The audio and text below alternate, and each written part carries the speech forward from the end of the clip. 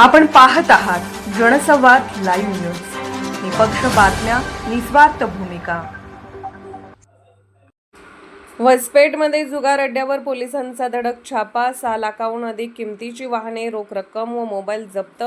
तिघे ताब्यात, 5 जणांविरुद्ध गुन्हा।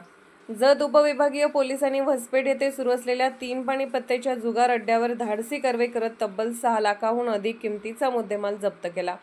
या कारवाईत तिघांना रंगेहात ताब्यात घेण्यात आले, तर 5 जण घटनास्थळावरून पळ काढण्यात यशस्वी झाले।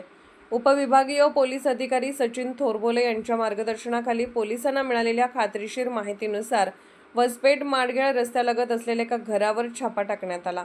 पोलिसांची चाहूल लागताच काही जणांनी शेतातून पळ काढला, मात्र पोलिसांनी संतोष शिवाजी चौगले, चेतन ओंकार हुवाडे आणि नितेश उत्तम सुगरे यांना जुगार खेळताना पकडले। कारवाई दरम्यान 9,450 रुपयांची रोख रक्कम, 3 मोबाईल, 2 पत्त्यांचे कॅट तसेच जुगारासाठी वापरण्यात आलेली एक 4 चाकी आणि 5 दुचाकी वाहने असा एकूण सुमारे 6.49 लाखाचा मुद्देमाल जप्त करण्यात आला।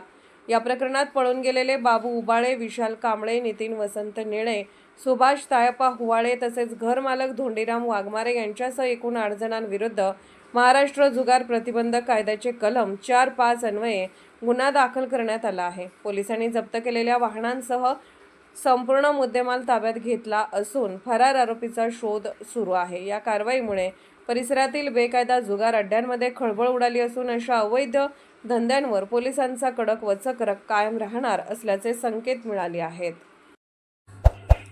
जनसंवाद लाईव्ह न्यूज चॅनलला लाईक करा, शेअर करा आणि सबस्क्राईब करा।